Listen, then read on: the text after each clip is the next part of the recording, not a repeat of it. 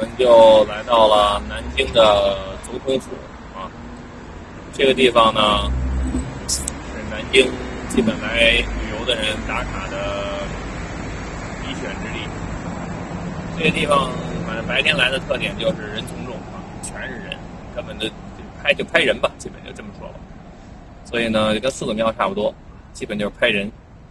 想那拍个中国科举博物馆，那拍科举俩字都拍不了，全是人都堵着。所以还是晚上吧，晚上图个清静，是吧？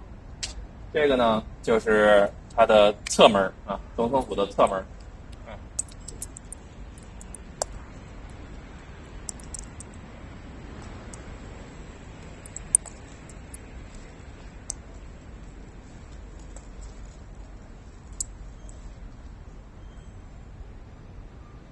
可以看到里面啊，青砖灰瓦啊，这典型的中式建筑。